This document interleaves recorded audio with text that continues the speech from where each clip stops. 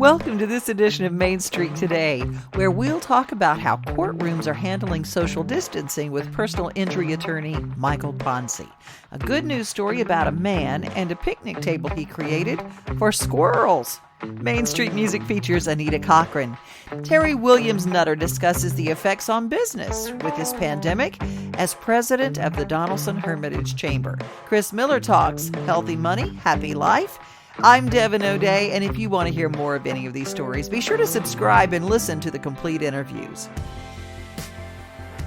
Attorney Michael Ponce's firm has been helping people navigate Social Security and disability cases for years. Never has that been more important than now, in these uncertain days. We spoke with him about how court proceedings were being handled. I think you really miss something from that personal connection of seeing someone face to face, and though video conferencing and stuff is better than nothing and a phone call is better than nothing, it's not the same as being there actually in the same room with someone. Especially with what you're doing, dealing with people that already had cases on the docket. Well, and it's definitely frustrating for people because some matters have been pending for a while and people want them resolved, and with the courts not hearing most cases right now, any sort of in-person testimony, it does delay things. Courts are allowing us to proceed with depositions, things like Zoom and other video conferencing tools. We've done some mediations with video conferencing, and some hearings that are being done over the phone or via Zoom. Even TV has covered the virtual courtroom in the ABC series All Rise, starring Simone Missick, and a hearing held entirely on Zoom. The entire episode was filmed virtually. All rise. We are no longer in our kitchens or our bedrooms. We are in courtroom 802. Online trials are simply not practical. This is the internet. Don't screw it up. We had one 2 weeks ago for one of our cases that was actually pending down in Texas. And we had attorneys from Chicago, not myself here in Tennessee, down in Alabama, and two different firms in Texas. A little difficult to coordinate, but it did work out. There are so many people that have questions right now, especially when it comes to federal funding and things like that. Your firm has really helped a lot of people. How are people getting their benefits now? We are still pursuing those cases. In fact, probably more vigorously now than ever, just because we know that a lot of people have lost employment as a result of this pandemic, and the need for having disability claims, either partial or permanent, is probably greater now than ever. And the ability to find employment for some people that maybe were already had some difficulties in finding employment before is more important now than ever. So we are pursuing those as we always have. We've done that for many, many years. And the Social Security Department is, I think, doing everything they reasonably can to expedite claims as well. How are court dates being handled right now? As we get back into it, is it still just a wait and see as we begin the gradual reopening of the state? It is. I mean, some matters are still being heard. Certainly some cases can't be delayed, and particularly in the criminal area where you have some people that have arraignments and that type of thing. Criminal cases are not an area of law that our firm practices in. Approvals, motions, scheduling conferences, all of those things are still being held by the court, even though there's not actual trials going on civil cases right now. We believe that the court system will start to open up more, although the details of that process have not been decided on, I think, by the Supreme Court yet. How is it handled in your office right now? If someone had a situation, they've been waiting, they've been contemplating whether or not to go back, they've taken some time off, but they've been injured on the job. There are a lot of people right now that were in limbo and considering, I need help from my employer, I need to pursue this. If they needed to call Ponce Law, how would they go about that? And do you have people at the office to take a call? Well, fortunately, our office was in a position that before this crisis even took place, we were able to work remotely. Our computer systems are such that we can work remotely really from anywhere and take calls as well. We're able to work this fairly seamlessly. Our business and our office, like all businesses, suffer even under the best of circumstances when you're separated. We do a lot of other kind of fun things via Zoom meetings and teleconferencing to try to keep our team members connected and to allow kind of a little bit of feedback back and forth and case ideas. Have you been able to meet with some of the clients via the Zoom meetings and things like that? Oh, absolutely. We've made a special effort during this time to reach out to our clients, but we want to make sure that every one of our clients knows what's going on in their case, what's still proceeding, and that they're kept informed and we're kept informed as to how they're progressing through any illnesses or injuries that they have sustained. Nothing tells the Ponce Law story better than someone who's been a client. I am Russell, and I am an actual client of Ponce Law. I was a Tennessee State Trooper for 34 years. A siren on top of our patrol cars damaged most of us' right hearing. I called Ponce Law because I wanted to find out what my rights were. Ponce's firm made it very easy for me and convenient. I am tickled to death with the results that I got. They did everything they told me they'd do. I just know that personal connection is something that you guys do so well. And the other thing is a community connection, because we are craving that community, don't you think? Absolutely. And our firm is, I guess, also one of the firms that's been nominated for one of the Main Street Awards. So if anyone who is hearing this would like to vote for our firm, we would certainly appreciate it. We're always available to talk with our clients, and we are trying to be a resource for people, both on cases that we personally handle, but for also other areas that we may not, to refer them to the right direction so that they've got a resource when they need it. If anyone has legal questions or has a case that they would like us to take a look at, I mean, they can just always call our number.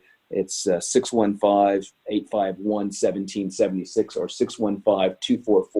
615-244-4321. That's just perfect. And of course, you can find that also if you go to the top right-hand corner of PonceLaw.com. If you live outside our area, or if you just prefer to call that number, we have our 1-800 number is always available as well. We'd love for people to sign up for our newsletter. We do an email newsletter. That usually goes out at least once a month. It provides information about legal issues here in Middle Tennessee and elsewhere, as well as what's going on with our firm. It's got a lot of really valuable information. I love that newsletter, and I love the fact that there's always a really good recipe. Your wife is amazing at finding great recipes that, especially during quarantine, people are cooking at home now. Well, I'm the beneficiary of that because any recipes that she aren't personally her recipes, we try out, and so we get to try a lot of different things. Thank you so much for your time, Michael. Don't forget to subscribe to the Ponce Law newsletter and be on the lookout for their new commercials. Who knew there was a connection between Michael Ponce and Orange County choppers? Good News on Main Street normally is about people in Middle Tennessee, but this one is about a Pennsylvania fella, Rick Kalinowski, whose hobby turned into a great feel-good story and a way to make a living when he was not able to work due to the pandemic. Maybe some of the things that Rick used in his daily life will help you. I'm Doug. And I'm Daryl. And we are squirrels. We live in your backyard in a big oak tree. That's our world. We saw you and your family filming us with your flip cam, shaking our little tails, eating crackers from your hand. We know we're irresistible, seemingly even kissable, extremely home videoable, and effortlessly uploadable. But what makes you think that gives you the right to make us internet memes? How are you? Good. How are you? I'm doing fantastic. I love your story so much. I'm Devin. It's good to meet you. Nice to meet you. Something that started out something kind of funny and ended up becoming a cottage industry for you. Can you tell people a little bit about that story? You know, I'm a plumber by trade and my business is plumbing and heating. I've always liked to tinker a little bit with woodwork, but I never intended on something like this happening, honestly. So, I built one for myself, the little squirrel table, and I put it outside of my fence. It was more for my own enjoyment. I used to take a lot of pictures of them out there eating on some other feeders I have. When I built this, it was kind of cute that they were actually sitting there eating like people would sit on a picnic table. So I put a lot of photos out there on Facebook, and the one Facebook group I belong to, all about squirrels, that one photo went viral that Sunday morning that I posted it. And it went all over the world within hours. Isn't that the craziest thing? So what we're talking about, if you have not seen the picture, it's literally a squirrel having a picnic on the cutest little picnic table that's created, and it's attached to a privacy fence, and there's a red Solo cup that's in there. Let's talk about the red Solo cup. That makes the whole look. So that's actually not a Solo cup. It's actually a ramekin that I sourced out of the dollar store, believe it or not. Are you kidding me? Oh my gosh, it is just so perfect. Yeah, I mean, it's perfect because I can put sunflower seeds in there or peanuts in there. And that's kind of what prompted them to sit there and eat. Because before I put that cup up there, they would just usually take the nuts and run and go sit down on the fence a couple feet away and eat. But this is what prompted them to actually stay for their little picnic. So the response, it goes viral, and then all of a sudden people start sending you orders. Now here you are, a plumber, and then all of a sudden this new business pops out of the woodwork, so to speak. Yeah, I woke up Monday morning, this went viral. By Sunday night, it was everywhere. Monday morning, I woke up and I had about 90 messages on my Facebook with people asking me, if you could make this, where can I buy this? Do you sell them? And that's when I was just like, wow, this is pretty incredible. And I started making a few and giving them, people were just paying me through Cash Apps and things, and I would just mail it to them. And, that grew Monday and Tuesday. And by Wednesday, we needed to actually set up, a website for it because, the orders weren't stopping. And the more news coverage I got, the more people were ordering them. And you have had over 1,000 orders based on your website. Give us your website so people can find you. So we were on Etsy, but we're no longer selling on there. We're completing the orders we had on there because that's where we had 1,000. We now have a commercial sales website that we have control of. It's squirrelytreasureco.com. Squirrelytreasureco.com. I love that. We also have a Facebook page, of course, for Squirrely Treasure Co. In a million years, would you have foreseen your life as making squirrel picnic tables? No, I actually asked myself the other day, I said, if someone asked me 10 years ago, if you were ever famous, what would it be for? I certainly would have never guessed a squirrel picnic table. This is part of the magic of what has happened. We're all on lockdown. The world needs something to be joyous about. And we're all in our homes looking outside and taking notice of something maybe we ignored. Feeding the squirrels has not been probably a priority on a lot of people's list. Now we notice them. And that's true. And a lot of people used to go to parks on their lunch break if they work in a major city and they would see the squirrels or they would throw them some bread. And I think that with everybody being locked at home, you're right. They're not be able to appreciate nature as much. And, one of the other aspects that I really saw start to take off with this was people had started asking me, can I make them as a kit? Can I give them the blueprints or the drawings for it? So we started, giving them the pattern. I made a pattern. It's real simple to follow if you are a woodworker.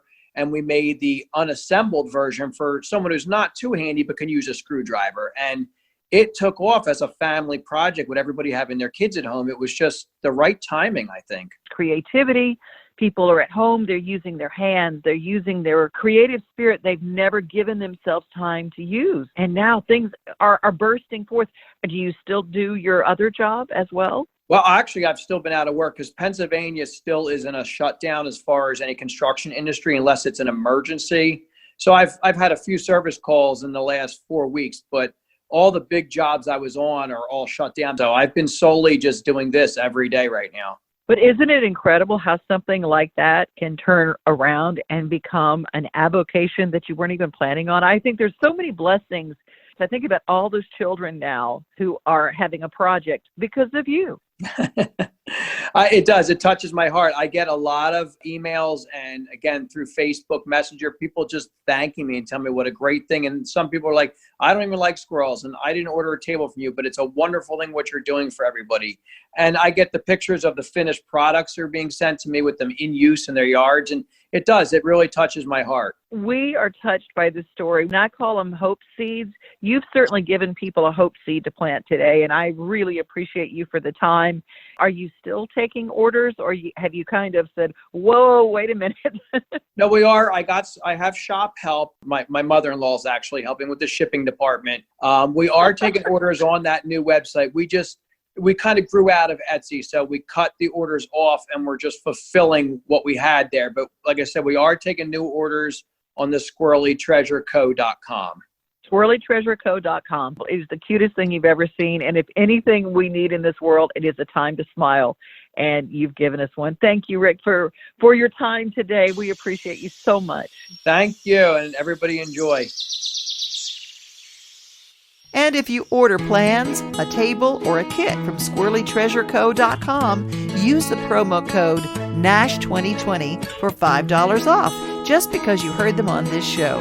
The Squirrel Right song can be found on YouTube by a funny couple of guys, Rhett and Link, who have millions of YouTube followers and some of the coolest t-shirts, products, and merch you can find. Look for them at rhettandlink.com. Rhett and Link here. This song idea was submitted by Naomi. She said, write a song about squirrels. They'd make for a fun video. Thanks for the grand idea, Naomi. So, now it's your turn to participate in our Submit a Song Idea series. Step 1, subscribe to our channel. Step 3, leave a comment below with a song topic. You skipped step 2. Step 2 is silent. Download this song at rhettandlink.com/music. And sub our second channel to learn how to play it. And how to make authentic squirrel noises with your mouth. How do you do that? It's all on the neck right here.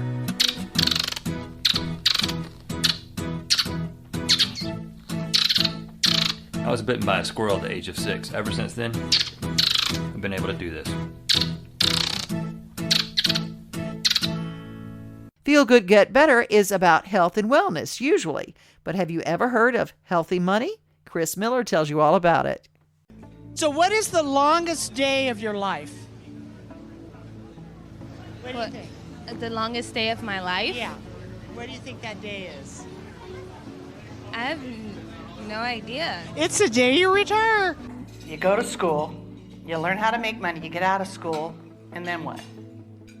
We really aren't taught about this, are we? Right? So that has been what we've been doing, is we've been creating a program called Create Income You'll Never Outlive. Or Create Income That Outlives You. How about that? How about creating your business that's a legacy? So when you first started your business, or I'll just talk about my business. When I first started, it was created a business, right? The second half now is legacy. How am I going to take this legacy that I have and give it back? And you know what happened in my life, when I put give back as the base of my business, everything changed. I started seeing a pattern. People would come into my office and they'd start planning. And no, there's no offense intended if your age hits this, because mine does too. They'd start planning at 60 and 70. All right? So that isn't all right, because you're missing all of the opportunities. And I'll say, where's your IRA? And they go, at the bank. I go, where at the bank? Well, it's in an IRA. And really, what it really came down to is really most people don't understand their money, and they're disempowered about it and don't want to talk about it, and everybody wants to put this off. And really, it's hard to talk about it. It's procrastinated. My goal is to make it healthy and happy. Why not have a fun conversation about it? Like the big B word that I was just talking about, right? Budgeting is really future spending. So we can change the mindset about money and saving and planning and make it fun. So that's what I've learned to do, and that's what I teach my clients how to do. Now, during this time, there were 3 main things that I saw people fail in when it came to their planning. 3 main things. That's why I ended up writing this #1 best-selling book, Ready for Pre-Retirement. Plan retirement early, right? So your money, your health, and your peace of mind is there when you need it. Well, the 3 things, the 3 secrets for safe money and a fabulous future. They're not secrets, they're just not talked about. Number one, where is your little nest egg going to sit? Is it going to be at risk? Is it going to be safe? There are actually places, depending on what age you are, where you can actually create income you'll never outlive. And I'm a really big fan of that. Don't suffer the problems that most Americans, and ask questions, investigate, learn. Don't let the dangers of the financial world surprise you. What are we going to do? Right, we are going to shift our priorities, shift our knowledge, shift our planning, shift our experience, shift your life now. My clients learn how to create an income they'll never outlive and change the financial reality for themselves and their families. When you have healthy money and healthy DNA, you don't worry how your money is safe. You don't worry about tax deferral. You don't worry about liquidity. You don't worry about running out of money. When you have healthy money for happy life, when you have a healthy money DNA, you don't worry about money.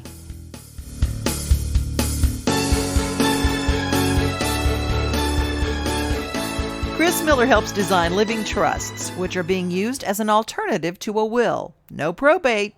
A legacy wealth strategist, Kris speaks to groups or individuals all over the country with low to no risk ways to protect your nest egg and help it grow, as well as ways for your money to outlive you. Check it out at healthymoneyhappylife.com.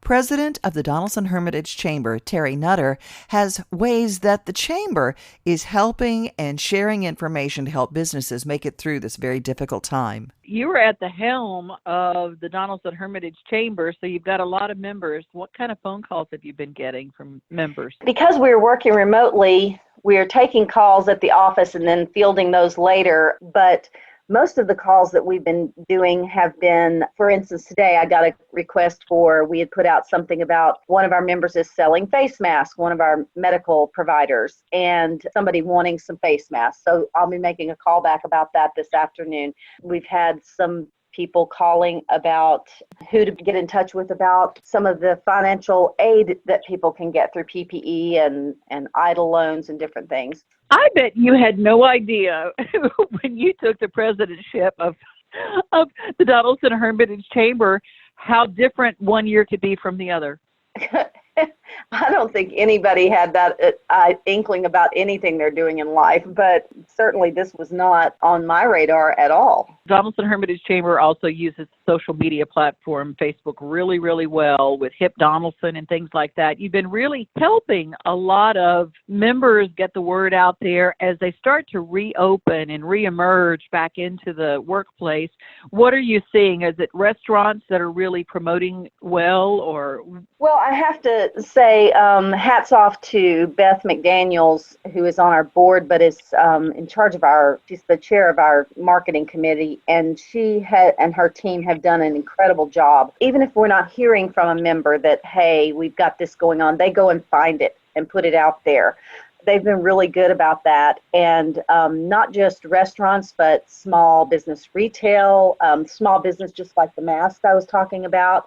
That was one of our medical providers, Performance Care, that had masks to sell and provide to people. So, we might hear it from a member and put something out there, or they might let us know through a text or email that they have a special for that day. A lot of it is just Beth and her team researching or hearing by word of mouth or seeing something on Facebook and adding it to our Facebook page, making sure that we are promoting our members. How are you finding that the businesses are working together? I'm seeing that they're coming together on Zoom calls and having conversation about how we can do this and how we can do that. Danielle, our operations manager, we've been really involved with a lot of Zoom calls, and it might be people that are members within our Chamber of Commerce community, but it also might be people that are outside our area, but with, say, the Nashville Chamber, the Tennessee Chamber of Commerce executives.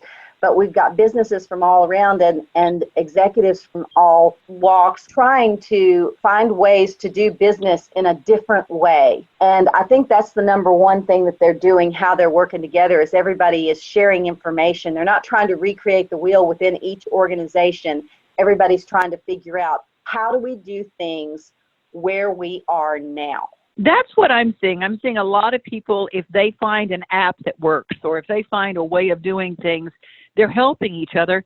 There's some people who do well. I see them reaching back out in the community. They'll support another business who might not be. Yes, exactly. For instance, just in us sharing information to our webpage, to our website, all the information that we collect, we're not out there creating that information. We are grabbing that from every source that we can get that is going to share with us, and collecting it and providing it back to our members, but trying to find out what is pertinent to Donaldson Hermitage Chamber members. I think that that's the way it is across the board. And, you know, the camaraderie even between the restaurant owners, for instance, they are working together. And I saw one restaurant that the owner posted on Facebook, a new business was opening, and said, I just can't wait to get over there. I'm so excited to get over there, and when we can actually sit in the restaurant and experience it, I'm so excited and pumped about that. The community, they're helping each other. What is the morale that you found with Donaldson Hermitage? I think it's pretty good overall. I mean, I just had lunch. Yes, I went out into a restaurant establishment today in Davidson County. It was wonderful to sit across from somebody and have a meal. This person, you know, if it hadn't been for this or that they were doing specifically, their business would really be suffering. But she was taking a very positive, I mean, it was a brand new business when all of this started to happen. Because you have to think back, we're not just talking about COVID-19. Everything started for the Donaldson Hermitage community March the 3rd. And we were in the midst of tornado relief and recovery when we went into safer at home. So we have gone straight from one disaster to a pandemic, and that was followed by, what did they call it, a derecho, which is an oddity in an inland hurricane. We've had three things back to back. Our community has responded in incredible ways to each other for each specific event. And I think really overall, the morale is pretty good. I think it is. I saw one of our local business owners, and she posted on Facebook, if you can't get to the grocery store, let me know. If you can't afford a meal, let me know. There is nothing that I have that I wouldn't share, and there's no reason anyone in our community should go without. Call me and I'll help you. And this person wasn't in like a great, I mean, like they're not wealthy, but they're willing. I think that just speaks to the general spirit of our community. What is some advice that you would give to some of the businesses, even if they're not a member of the chamber? Let me address that. Even if they're not a member of the chamber, I want to tell you that during this pandemic and during the tornado, the chamber board made a decision that, of course, we work for our members, but if there's something that we can do to help a business in our community thrive during this time or survive, we were going to do it. When one fails, it is a reflection on all of us because we should be holding each other up. So we have made a decision as an organization, help everyone in any way that we can. And we have featured on our Facebook page many times businesses that were not members. If there was something that they had going on and we thought we could help in a way, well, we put it out there. The advice to some of these businesses is, number one, stay informed. And there are a lot of ways you can do that. And some of that is just by, if you are a chamber member, you're receiving e-blasts, and there are lots of links and a lot of information in there. Don't just thumb right through it and move on. Click on the links, get the information. If you're not a chamber member, you can still go to our website and see this information. You can go to DonaldsonHermitageChamber.com and still see any of this information as a non-member. If you're not a member, it might help you to join because there are advantages to being a member of the chamber. Research your opportunities that are available for relief right now. The House and Senate are working on a new package. Hopefully we'll have some more relief soon. There are a lot of resources out there. A lot of them are listed on our webpage, but there are some resources like Nashville State Community College is offering free online professional development courses. They've got courses in successful job search, creating web pages and websites, effective communication, marketing your business on the internet. I think there are 10 or 12 courses that they're offering for free online right now. And right now, if maybe you've got some downtime with your business, or maybe you don't even have a job right now, maybe you've been laid off or furloughed, this is an opportunity to learn something that could help you in the future or even in your job search. I think that resources like that are priceless. Well, I would encourage everybody to be a member. It's a wonderful organization. There's a lot of camaraderie there. There's a lot of help. But you know what? We are stronger in numbers. Yes. Terri. Well, thank you so much. Tell people how they can get involved with the Donaldson Hermitage Chamber. What is that website for information? It is www.donaldsonhermitagechamber.com, and our phone number over there, you can still leave a message even though we're working remotely, because we pick up those messages daily and return the call, 615-883-7896. And also, we have a few things Zoom-wise that are going on very soon. In fact, instead of our monthly luncheon, we will be doing a Zoom meeting. And Jeff Syracuse, our District 14 Metro councilperson, will be speaking to us about the budget, about tornado relief, and about COVID-19 response. We have a lot of things going on, and you can, as a non-member, attend those events. You just need to register. I believe there's a $5 fee if you're a non-member. But check us out on the website and see what we have going on. What if I say, oh, we both had our share of loneliness. So who's to say that we can't have a little happiness? And if I found that in you, it would make my dreams come true. Or would you walk away? Hear what I have to say. What if I told you? What if I said that I love you? How would you feel? What would you think? What would we do? Main Street Music spoke with Anita Cochran, known for her amazing guitar playing, her hit duet with Steve Wariner, and now her very public fight with breast cancer, and her powerful anthem, Fight Like a Girl. I'm in a battle, my back's against the wall, broken and scattered. You thought I'd take the fall. Sure, I could lay down, give up, and surrender, but I won't let you be the strong contender. Hello. Hi, beauty. How are you? I'm good. How are you? I'm good. It's hard times for a lot of people, you know.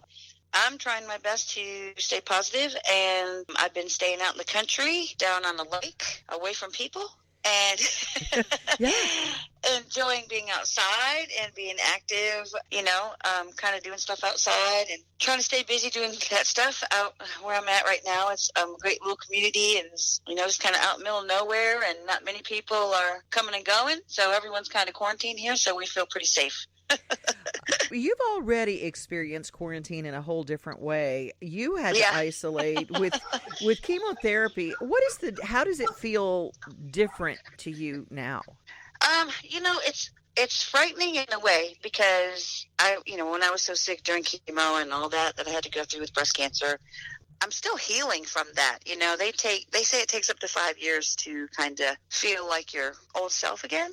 And then they're not, they can't even guarantee that, because, I was on chemo for a year, every 3 weeks. So it does a toll on your body. Even though you start to feel good, you don't really know what it did to your body. Kind of take some extra precautions of kind of staying quarantined out in the country and trying to enjoy this peaceful time, watching family spend time together and do things together. And to me, it's almost like, I don't want anyone to be sick. I don't want anyone to lose their job, to lose their work, to lose money. But in a sense, it's kind of been a relief for me to see the world at a slower pace again, like it was when we were younger. where families were actually spending time together and eating dinners together and taking walks together, not so separated. So I think there's a lot of good that could come from this also. Once it's all said and done, hopefully it's going to be over with soon. But, I think we all just have to take the good from it. There might be a lot of people who that can work from home, that their businesses realize, hey, you don't have to come here. You can work from home, and they'll be saving money on gas and air pollution and traffic on the roads and, all kinds of stuff. To let people do some home improvements and, while they're home, if they can afford to do so while they're being quarantined, if they're careful about it and safe about it and not jeopardizing anybody else's health. Because I think a lot of people, I have a lot of friends that live in Manhattan, and they're just cooped up in their small apartments, and you know how small some of those apartments are there. It's, like a matchbox size. Those are people that I feel really sorry for. Their outlet is very little. I know. I think about the people who complain because they can only go in their backyard. I thought, but you have a backyard. Right. Yeah. You can go out in your backyard and play with your kids, or, play with your dog, or, because music's a healer. Well, Anita, we're going to be watching your Facebook page just to make sure that if there ever is one of those live performances, we all want to watch it. Okay. Well, it's Anita Cochran Music. That's my Facebook page. And, of course, my website is anitacochran.com. Hopefully we'll be doing some stuff on there pretty soon. I'll be living my life, doing things my way. I'm taking that highway south. I lost my track, but I'm getting it back. I've got it figured out. I'm living my life now. I'm living my life now. I'm living my life now.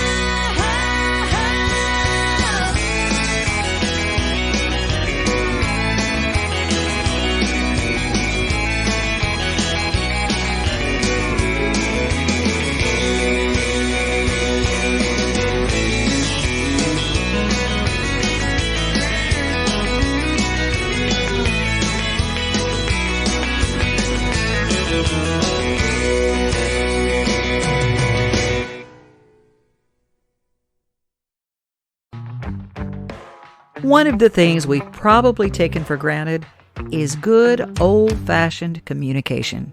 There's no one way to reach people, so we here at Main Street are communicating through every means possible to make the messages of our hometown accessible. So whether it's a Facebook video, online news, our traditional newspapers available in newsstands, or for an unbelievably affordable subscription price, or here in our podcast, something we like to call Radio on Demand. You can follow us, you can subscribe, you can even clip an article and send it to someone in the mail. We are your hometown. We are your Main Street. And don't forget to share.